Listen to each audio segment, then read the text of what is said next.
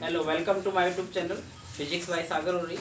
ये क्रम आगे बढ़ता जा रहा है, 12th फिजिक्स चैप्टर नंबर 6 और आप देख रहे हैं इसमें टॉपिक 6.5। तो टॉपिक के नाम से भी आप अपनी किताब में हेडिंग को ढूंढ सकते हो। यहाँ लिखा हुआ है Lenz law and conservation of energy. मतलब आपसे पूछ रहा है कि लेंज का नियम क्या है और इससे ऊर्जा संरक्षण से क्या रिलेशन है। मतलब लेंज लॉ किस प्रकार से रिलेटेड है कंजर्वेशन ऑफ एनर्जी। ये पेपर की दृष्टि से काफ़ी इंपॉर्टेंट है। 1 नंबर का आता है तो डायरेक्ट डेफिनेशन है, 2 का आता है तो डेफिनेशन प्लस एक्सप्लेनेशन है। अगर वो प्रूव कराता है कि प्रूव करो कि कंजर्वेशन एनर्जी पर डिपेंड है तो 3 नंबर का आएगा। तो जिस हिसाब से आपके पेपर में आता है उस हिसाब से इसको क्या करना होता है, एक्सप्लेन करना होता है। तो पहले देखिए, हम आपको एक चीज दिखाते हैं, थोड़ा पीछे से कनेक्ट करेंगे। देखो,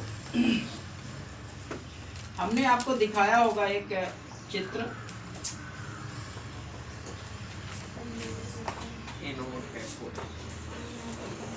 ऐसे कहीं चित्र आया होगा। आपने यह देखा था कि जब मैग्नेट को हम इसके साइड ले जाते हैं ऐसे, तो इससे क्या निकलती हैं,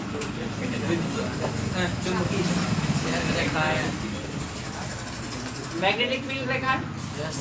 ये किसने एक्सप्लेन किया था ऐसा, फैराडे। अच्छा, जब मैग्नेट को इस क्लोज्ड कॉइल की तरफ ले जाते हैं तो इससे मैग्नेटिक फील्ड लाइंस निकलती हैं, मैग्नेटिक फ्लक्स चेंज होता है और मैग्नेटिक फ्लक्स चेंज होने से इसमें एक करंट, इंड्यूस्ड करंट, प्रेरित धारा बहती है। और प्रेरित धारा जो बहती है, अगर आपको फिगर याद होगा तो कैसी बह रही थी, इस टाइप से। यस सर, गौर से देखो, जब आप यहाँ की ओर ले गए तो करंट इस साइड, मतलब इस मैग्नेट के आने का वो क्या कर रही थी, विरोध कर रही थी, अपोज कर रही थी। अगर जब आप इसी मैग्नेट को यहाँ से दूर ले जाएं तो यही करंट की पोलैरिटी बदल जाएगी, इसी धारा की दिशा बदल जाएगी और जो इस दिशा में धारा ऐसी बह रही थी वो आपकी ऐसे बहने लगेगी। कब, जब मैग्नेट को वहां से हटाओ। इसका मतलब मैग्नेट को आप ला रहे हैं तो ये उसका अपोज कर रही है, मैग्नेट को दूर ले जा रहे हैं तो उसका भी अपोज कर रही है। तो इस प्रकार से हम ये देखते हैं कि जो प्रेरित धारा होती है वो क्या करती है, इस मैग्नेट के आने और दूर जाने का क्या करती है, विरोध करती है। तो इसी से रिलेटेड एक नियम बना, लेकिन वो नियम किसने दिया, लेंज ने। तो लेंज का नियम कहलाता है। तो लेंज का नियम क्या कहलाता है, इसी बेस्ड पर आपको समझना है। तो सुनिए, क्या, किसी कुंडली में उत्पन्न प्रेरित धारा, ये कौन सी धारा है, प्रेरित धारा, इंड्यूस्ड करंट। तो किसी कुंडली में उत्पन्न प्रेरित धारा किसके कारण होती है, चुंबकीय फ्लक्स परिवर्तन के कारण। चुंबकीय फ्लक्स परिवर्तन के कारण किसी कुंडली में उत्पन्न प्रेरित धारा अथवा प्रेरित विद्युत वाहक, वोल्टेज होगा, ईएमएफ होगा, तभी करंट बही होगी। बिना ईएमएफ के करंट नहीं बहेगी, ताकत चाहिए बहाने के लिए।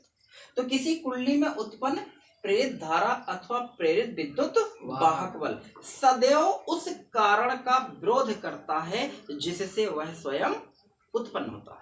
समझिए, सदैव उस कारण का विरोध करता है जिससे वह स्वयं उत्पन्न होगा। तो उत्पन्न किससे हुआ, मैग्नेट को लाने से।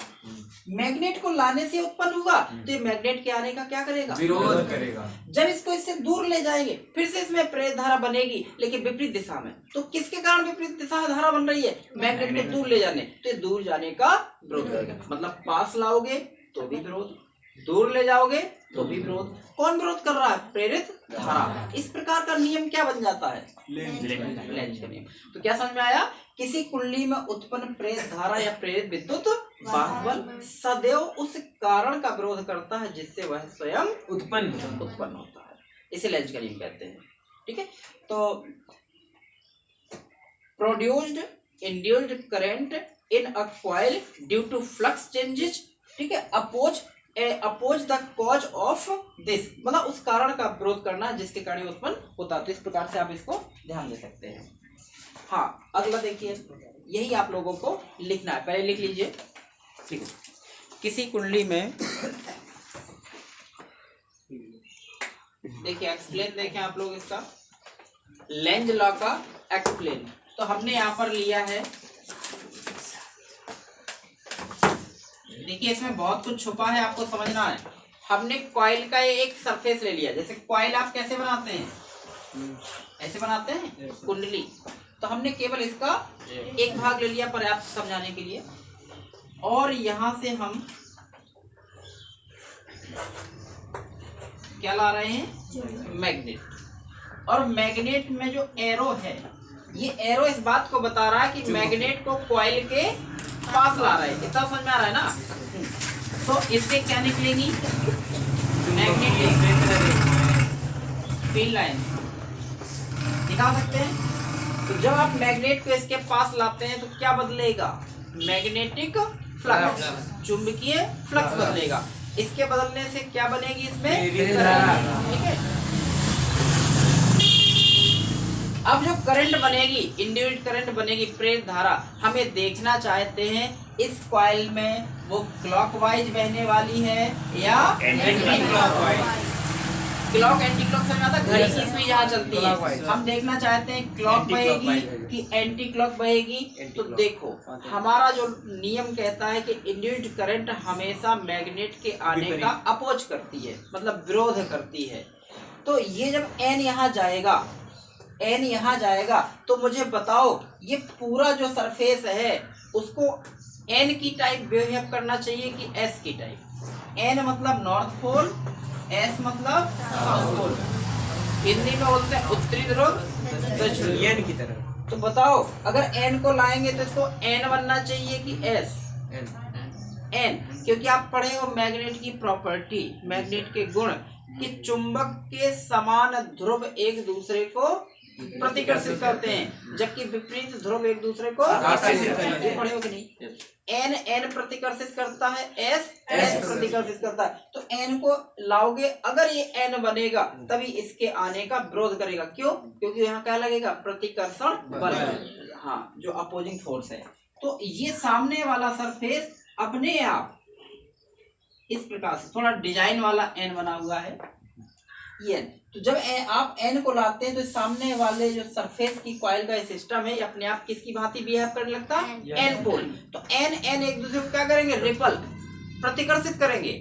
और तो देखो करंट कैसी बह रही है, हमने इसमें एरो लगा दिए, ये कैसे घूम रहा है, ऐसे एंटी क्लॉकवाइज। तो क्या समझ में आया, जब हम चुंबक के एक ध्रुव को कुंडली के समीप लाते हैं तो कुंडली का सामने वाला तल उत्तरी ध्रुव की भांति व्यवहार करने लगता है, नॉर्थ पोल, ठीक है। अतः इस उत्तरी ध्रुव की भांति व्यवहार करने लगता है। यह तभी संभव है जब इसमें धारा कैसी बहे, एंटी क्लॉकवाइज। समझ में आ रही बात। तो when north pole of magnet towards the coil, then the front surface behaves as a north pole। क्यों ये नॉर्थ पोल की टाइप बिहेव कर रहा है, क्योंकि इसके आने का तभी अपोज होगा। एन को लाओगे तो इसको एन बनना पड़ेगा, तभी अपोज करेगा। तो कहने का मतलब जो करंट है वो इसके विपरीत डायरेक्शन में बहेगी। तो करंट कैसी है, ये एंटी करंट, ठीक है। अब दूसरा सिस्टम देखो, हमने क्या किया, इसके दूसरे पार्ट में समझिए ध्यान से, वही मैग्नेट है, वही कॉइल है, वही एन और एस है। बस एक काम किया कि अब हम मैग्नेट को पास ले जा रहे थे, अब पास नहीं ले जाना है, उससे दूर हटाना है। जब दूर हटाना है तो सुनिए, जब ये दूर हटाएंगे तो अपने आप इसकी पोलैरिटी चेंज होती है, अपने आप इसकी दिशा बदलती है। और ये क्या करेगी, अपोजिट दिशा में करंट बहाने के लिए क्या करना चाहिए, इसके दूर जाने का विरोध करना चाहिए। और दूर जाने का विरोध कब करोगे, जैसे तुम्हारा मित्र है और तुम्हारा मित्र तुमसे दूर जा रहा है और तुम उसको दूर जाने से रोकना चाहते हो, तो उसे धकेल दोगे या खींच लोगे। ऐसा तो नहीं दूर जा रहा है धक्का मार दोगे जाओ, नहीं। अगर आपका मित्र है तो आप उसको खींचना चाहोगे, पुल करना चाहोगे। पुल करना चाहोगे तो उसको क्या बोलते हैं, अट्रैक्शन। नहीं ऐसे तो आप उसको दूर जाने से रोकना चाहोगे तो आप उसको पुल करना चाहोगे, खींचना चाहोगे। तो बताओ बेटा, ये एन है, यहाँ पर क्या होना चाहिए जिनके बीच अट्रैक्शन फोर्स लगे, एस, क्योंकि आप पढ़े हैं विपरीत ध्रुवों के बीच अट्रैक्शन फोर्स लगता है, आकर्षण बल। तो वहां अगर ये n दूर जा रहा है तो इसको क्या बनना पड़ेगा? s बनना पड़ेगा, तभी आकर्षण बल लगेगा, तभी वो दूर जाने का विरोध करेगा। तो अपने आप इसकी पोलरिटी चेंज होती है और ये s, स्पेशल s। ये साउथ पोल की टाइप बिहेव करने लगेगा। करंट कैसी फ्लो हो रही है? ये तीर देख रहे हो, ये ऐसे जा रहे हैं, तो ये ऐसे, और ये दिशा क्या कहलाती है? क्लॉकवाइज। तो ये हमने आपको बना दिए। अब किसी कॉइल में करंट बह रही हो तो आप समझ पाओगे कब एंटी क्लॉक है, कब क्लॉक है। ये क्लॉक, ये एंटी क्लॉक, ध्यान रखिएगा। अगर हम इसमें उल्टा करते, क्या उल्टा करते? एन की जगह अगर हम एस ले जाते, एन की जगह एस ले जाते, बताइए क्या बनता? एस बनता, तभी तो अपोज होता। अगर इस एस को हम दूर ले जाते तो ये क्या बनता? एन। बस अगर एस बनता है तो क्लॉकवाइज, एन बनता है तो एंटी क्लॉकवाइज। तो दोनों कंडीशन में, तो जब मैग्नेट पास जा रही है तो ये पास आने नहीं दे रहा क्योंकि रिपल्सन फोर्स लगा रहा है। जब मैग्नेट दूर जा रही है तो दूर जाने नहीं दे रहा क्योंकि अट्रैक्शन फोर्स लगा रहा है। तो दोनों कंडीशन में क्या कर रहा है? वो विरोध ही तो कर रहा है, अपोज ही तो कर रहा है। पास आया तो आने नहीं दे रहा, दूर जा रहा तो जाने नहीं दे रहा, दोनों कंडीशन में अपोज कर रहा है। और ऐसा गुण किसका होता है? प्रेरित धारा है, प्रेरित विद्युत भागबल का। तो इसीलिए किसको शो कर रहा है? लेंज का नियम। क्योंकि लेंज का नियम क्या बताता है? यही अपोज करना। अब इसमें कंजर्वेशन कहाँ है? एनर्जी कंजर्वेशन कहाँ है? ऊर्जा संरक्षण कहाँ है? तो हमें ढूंढना है, कहाँ है दिखाते हैं। जब आप इस मैग्नेट के एन पोल को कॉइल के पास लाए, ठीक है, तो कॉइल का सामने वाला तल क्या बन गया? एन। एन क्यों बना होगा समझ रहे हैं हम, बता रहे हैं। तो जैसे इसको लाए तो इनके बीच कौन सा फोर्स लगा? रिपल्सन, प्रतिकर्षण बल। अगर कोई रिपल्सन फोर्स लगा रहा है, तुम जबरदस्ती आ रहे हो, तो तुम्हें मेहनत कम करनी पड़ेगी या ज्यादा? ज्यादा, क्योंकि तुम्हें उसके प्रतिकर्षण के विरुद्ध काम करना है। वो आपको आने नहीं दे रहा, आप जबरदस्ती जाना चाह रहे हैं, तो आपको ज्यादा मेहनत करनी पड़ेगी। उसके अगेंस्ट वर्क डन, जब हम मैग्नेट के एन पोल को ले जाएंगे तो उसके अगेंस्ट, उसके विरुद्ध आपको कार्य करना पड़ेगा। और उसके विरुद्ध यही किया गया कार्य ऊर्जा में बदल जाता है। पढ़ो कभी, कार्य ही ऊर्जा है। जैसे हमने कहा था, तीर से आप स्प्रे को, सॉरी हाँ, तीर कमान देखे हो? कमान में तीर को फंसाया और तीर को आप क्या करेंगे? खींचेंगे। तो कमान खींचने का विरोध करती है, लेकिन आप जबरदस्ती खींचेंगे तो कार है, और जब आप छोड़ देंगे तो वही कार किसे बदल जाएगा? ऊर्जा में। तो इससे तीर दूर चला जाता है, पोटेंशियल एनर्जी होती है, तो काइनेटिक एनर्जी बदल जाती है।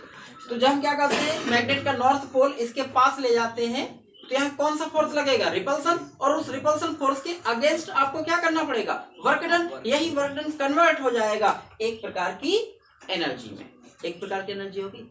दूसरा देखो, दूसरी सिचुएशन में हमने क्या किया, इसके नॉर्थ पोल को यहाँ से दूर ले जा रहे हैं, लेकिन तुरंत ये साउथ पोल बन गया, तो नॉर्थ साउथ का क्या करेगा? दूर जाने का अपोज।